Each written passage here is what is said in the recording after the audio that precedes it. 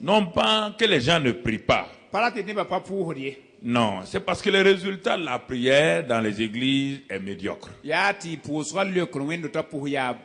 Les gens prient, on dirait que Dieu n'entend même pas. On dirait qu'ils n'ont pas de résultat. S'il y a un domaine où les gens sont frustrés, c'est la prière. Alors que si la prière aussi n'est pas exaucée, tu ne peux pas avancer. Et souvent les gens ont confondu la prière, c'est aller crier, crier, crier. Non. On a vu plusieurs aspects de la prière. Il y a la prière du combat. On ne peut pas combattre si on veut des bancs dans une église. Ça ne marchera pas. Ça ne peut pas marcher. Et j'ai constaté que beaucoup de gens chassent les démons, guérissent les malades. Ils ne peuvent même pas prier pour que Dieu leur donne à manger et à boire. Et ça, c'est pas normal. Ils n'arrivent pas eux-mêmes à parler avec Dieu. Chasser les démons, prier pour les malades, ça c'est un aspect du ministère. Mais avant que toi tu ne te lèves pour aller dans le lieu secret, le Père est déjà là. Pourquoi le Père est là? Parce que le Père est omniprésent. Mais il manifeste sa présence à cette personne qui s'intéresse à lui. Dieu est omniprésent partout. Mais pourquoi les gens ne peuvent pas le toucher? Pourquoi les gens ne peuvent pas le voir? Parce qu'ils ne s'intéressent pas à lui. Si tu ne t'intéresses pas à quelqu'un, pourquoi il va s'intéresser à toi? Mais c'est lui qui décide maintenant d'avoir un endroit secret, soit sa chambre, soit son salon, soit même l'église où il part prier seul. La Bible dit, par la bouche de Jésus, que ton Père du ciel, là où tu as l'habitude de prier, là, chaque matin ou chaque soir, là, il est déjà là-bas. Alors, bien aimés frères et sœurs, voici quelque chose d'important. Ça, c'est la prière la plus extraordinaire du royaume que Jésus a amené sur la terre. Personne ne connaissait la prière, ni Moïse, ni Élie, personne. C'est Jésus qui l'a amené. C'est Jésus qui l'a amené. Alors, je te pose la question. Cette prière-là, l'as-tu appliquée? Est-ce que tu l'as appliqué dans ta vie? Est-ce que tu l'appliques dans ta vie? Ou bien tu es tellement insolent quand tu te lèves, Seigneur, donne-moi ça, impoli, tu imposes à Dieu, tu ne l'adores pas, tu ne le loues pas, tu ne le considères pas, seulement il n'a qu'à te protéger, que son sang te protège. Mais quelle est cette impolitesse, cette insolence à l'égard de Dieu? C'est pourquoi les prières ne sont pas exaucées. C'est une insolence. Donc, frères et sœurs, quand nous commençons à réaliser ces choses-là, alors on avance. On avance. Dis à Dieu, Seigneur, je me dispose à toi, car tu peux compter sur moi, comme je peux compter sur toi. Je réalise, Seigneur, que sans la prière, comment puis-je être entré en contact avec toi? La prière est mon moyen de contact. C'est ce moyen que tu m'as donné sur la terre pour que je touche le ciel. C'est mon échelle par laquelle les anges de Dieu montent et descendent. Et au bout de cette échelle, tu te trouves toi-même. Seigneur, me voici encore aujourd'hui pour continuer à être simplement un intercesseur. Un homme ou une femme qui prie selon ta volonté. Et je te bénis pour tout cela. Au nom de Jésus. Amen. Amen. Assois-toi dans la présence du Seigneur. Nous sommes dans le trimestre de la prière. Depuis le mois de juillet, nous avons traversé août avec cela. Et nous avançons, frère. Alors, et c'est pourquoi les mardis et les mercredis, pourquoi donc j'ai été amené à reprendre donc la prière. Non pas que les gens ne prient pas. Non, c'est parce que le résultat de la prière dans les églises est médiocre. Les gens prient, on dirait que Dieu n'entend même pas. On dirait qu'ils n'ont pas de résultat. S'il y a un domaine où les gens sont frustrés, c'est la prière. Alors que si la prière aussi n'est pas exaucée, tu ne peux pas avancer. Et souvent les gens ont confondu la prière, c'est aller crier, crier, crier. Non. On a vu plusieurs aspects de la prière. Il y a la prière du combat. On ne peut pas combattre si on veut des bancs dans une église. Ça ne marchera pas. Ça ne peut pas marcher. Et j'ai constaté que beaucoup de gens chassent les démons, guérissent les malades. Ils ne peuvent même pas prier pour que Dieu leur donne à manger, à boire. Et ça, c'est pas normal. Ils n'arrivent pas eux-mêmes à parler avec Dieu. Chasser les démons, prier pour les malades, ça c'est un aspect du ministère. Mais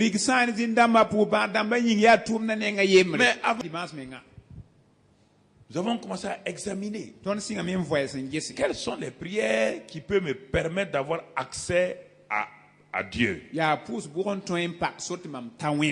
Et l'un des plus grands secrets de la prière du Nouveau Testament, et qui nous a été introduit par Jésus lui-même. Jésus dit, dans le Nouveau Testament, le plus grand secret, il introduit la notion de Père. Et Jésus nous montre par sa vie de prière, il n'a jamais utilisé un terme autre que mon père ou votre père ou notre père. C'est le plus grand secret que le monde n'ait jamais connu. Dieu est mon père. Alors, étant mon père, le même Jésus me dit maintenant, il dit individuellement quand je me lève le matin, quand je me lève pour prier, je ne fais pas ma prière. Je vais parler à quelqu'un. Il dit, quand tu as décidé d'avoir un lieu secret dans ta maison, et dans ce lieu secret, tu as décidé de te discipliner, d'aller dans ce lieu secret-là, Jésus te dit avec certitude. Il dit 4 choses. Premièrement, ton Père est là dans ce lieu secret. Personne ne devance Dieu dans la prière. On ne peut pas se réveiller avant Dieu parce qu'il ne dort pas. On ne peut pas se coucher après lui. Donc, Jésus te garantit que quand tu décides de prier, le Père est là dans le lieu secret. Avant que toi tu ne te lèves dans le lieu secret, le Père est déjà là. Pourquoi le Père est là? Parce que le Père est omniprésent. Mais il manifeste sa présence à cette personne qui s'intéresse à lui. Dieu est omniprésent partout. Mais pourquoi les gens ne peuvent pas le toucher? Pourquoi les gens ne peuvent pas le voir? Parce qu'ils ne s'intéressent pas à lui. Si tu ne t'intéresses pas à quelqu'un, pourquoi il va s'intéresser à toi? Mais c'est lui qui décide maintenant d'avoir un endroit secret, soit sa chambre, soit son salon, soit même l'église où il part prier seul. La Bible dit, par la bouche de Jésus, que ton Père du ciel, là où tu as l'habitude de prier, là, chaque matin ou chaque soir, là, il est déjà là-bas. Deuxièmement, il te voit. Donc, tu l'intéresses à tel point qu'il te voit, il te regarde.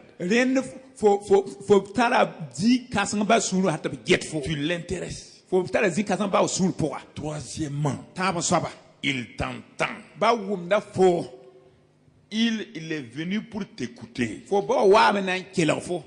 Quatrièmement, il sait ce dont tu as besoin avant que tu n'ouvres ta bouche. Il le sait. Mais tu me dis, mais s'il le sait, pourquoi je parle? C'est ça le secret encore avec Dieu. Il n'a pas dit de venir lui parler. Non. Puisque lui, il le sait. Alors, tu sais que Dieu sait. Si tu vas dans ton lieu secret, en sachant que Dieu sait, tu ne vas plus aller lui parler beaucoup. Non. Celui qui va t'intéresser, c'est lui-même. Pas tes sujets. Puisqu'il connaît tes sujets même avant que tu ne lui parles. Le Père te dit, ne te préoccupe pas de tes besoins. Viens d'abord. Reconnais que je suis là. Adore-moi. Aime-moi. Apprécie-moi. Dis-moi bonjour. Combien de gens disent bonjour à Papa Dieu le matin? Combien? Le mot bonjour vient de qui? De lui-même. Quand il a créé les jours, il a dit quoi? C'est bon. Donc les hommes ont tiré le bonjour de quoi? C'est ce que Dieu m'a dit. Donc Dieu même se disait chaque jour, il disait bonjour à lui-même. Il dit c'est bon. Bonjour. Bonjour. C'est ça le bonjour. Dieu se disait à lui-même comme ça. C'est pas toi qui as inventé le mot bonjour. Ce n'est aucun homme. C'est lui-même qui a inventé ce terme-là. Pour se parler, quand il a fini, il se note, il dit bonjour. Alors, je pose la question. Donc tu vois, 4 choses. Dieu est là, dans le lieu secret. Dieu te voit. Dieu entend et Dieu sait. C'est pour que je te dis maintenant, ces 4 choses-là, si tu acceptes ça, alors quand tu viens, dis-moi, notre Père qui est aux cieux, que ton nom soit sanctifié. Ne me parle pas de tes problèmes. On a vu ça là. Je suis en train de faire une révision. On a déjà vu ça. On a vu ça il y a 2 semaines, 3 semaines. Quand tu sais ces 4 choses-là, je suis là. Je vois, j'entends, je sais. Il dit alors, commence à dire, notre Père qui est aux cieux, je te salue. Commence à lui dire, j'honore ton nom. Que ton nom soit exalté et magnifié. Commence à lui dire, je veux que ton règne vienne dans ma vie. Quel règne? Le règne de justice, le règne de paix, le règne d'amour, le règne de joie, le règne de sainteté et le règne de puissance par le Saint-Esprit. Cela vient de Romains 14, 17 et 1 Corinthiens 4, 20, qu'on a déjà vu aussi. Donc, c'est pourquoi, d'abord, tu veux élever son nom. Tu veux élever le nom de ton Père. Deuxième chose, tu veux que son règne vienne dans ta vie, dans ton église, dans ta famille. Tu veux qu'il soit le roi de chaque chose. Tu veux lâcher prise pour qu'il soit le roi. Troisième chose, quand tu sais cela, il dit maintenant que ta volonté qui est faite au ciel là, soit faite dans ma vie. Cela veut dire quoi? Si tu es là devant le Père, regarde ce que tu veux faire. Si tu veux faire quelque chose, c'est ta propre volonté. Et tu vois qu'au ciel, cette chose n'est pas faite. Abandonne ça, mon ami. Si le ciel n'est pas d'accord avec ce que tu veux faire, alors abandonne ça. Parce que tu as dit que ta volonté qui est faite au ciel, là, est-ce qu'il y a un mensonge au ciel? Si toi tu veux mentir, non, ça ne va pas. Tu comprends maintenant? C'est ça. Tout ce qui n'est pas au ciel, là, abandonne ça ici. Il ne faut pas dire à Dieu la volonté. Est-ce qu'il y a rébellion au ciel? Est-ce qu'il y a désobéissance au ciel? Est-ce qu'il y a quelqu'un qui est au ciel qui désobéit maintenant? Ça existe? Alors, si toi tu veux désobéir, Dieu te dit ah non. Si tu dis ta volonté, tu dis ma volonté, abandonne ta désobéissance. Parce que tous qui ont désobéi au ciel, ils ne sont plus au ciel. C'est Satan et les autres, ils ne sont plus au ciel. Moi je les ai renvoyés. Donc, au ciel, il n'y a plus de désobéissance. Il faut que le ciel et la terre se ressemblent. Parce que chez nous, au ciel, tout est fini. Tout est bien. Chez vous, sur la terre, là, c'est vous qui avez des problèmes. C'est vous qui me créez des problèmes. Vous ne voulez pas obéir. C'est pourquoi le ciel veut se manifester ici. Le ciel n'arrive pas. Parce que ceux qui résistent à ma volonté, ce n'est pas les animaux, ce n'est pas la terre, c'est vous les hommes. C'est pourquoi aucun animal ne dit que ta volonté soit faite. La mer ne dit pas que ta volonté soit faite. Les fleurs ne disent pas que ta volonté soit faite. C'est vous les hommes. Donc je vous laisse la liberté que vous-même vous puissiez dire ta volonté qui est au ciel là, moi je vais la faire sur terre. Alors, il dit si tu fais ces trois choses là, tu entends? Tu fais ces trois choses. Tu reconnais qu'il est là. Tu le vois. Il t'entend. Il sait. Et tu dis que ton nom soit sanctifié. Que ton règne vienne. Ta volonté soit faite. On va voir les autres choses maintenant. Et si tu fais ça là, le reste est facile. Maintenant, tu peux me dire, donne-moi mon pain de ce jour. Donne-moi mon pain. Pourquoi? D'abord, tu veux que sa volonté soit faite. Tu veux que son règne vienne. Comment tu vas dire à un roi que ton règne vienne, que ta volonté soit faite, et il va pas te donner du pain à manger? Il dit maintenant, tu peux me dire, maintenant occupe-toi de toi-même.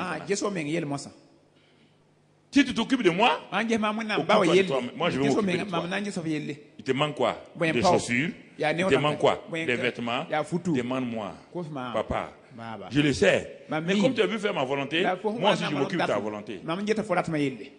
D'abord le pain quotidien. Ce dont tu as besoin pour vivre, c'est ça le pain quotidien. Deuxièmement,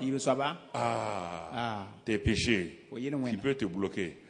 Comme tu te soumets au Père, tu lui dis maintenant, pardonne mes péchés.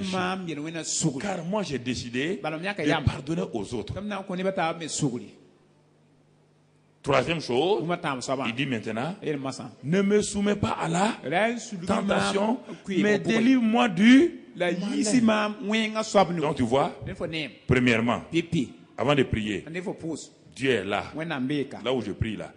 Dieu est déjà là-bas. Deuxièmement, si je m'en vais, il me voit. Troisièmement, ce que je vais dire, il entend. Quatrièmement, il sait ce dont j'ai besoin. Alors, je commence à l'adorer. Je commence à lui dire, Papa, je t'apprécie. Ton nom est glorieux. Je commence à dire comme quelqu'un qui fait la cour à une fille qu'il aime et qui lui dit les mots les plus sérieux de son cœur.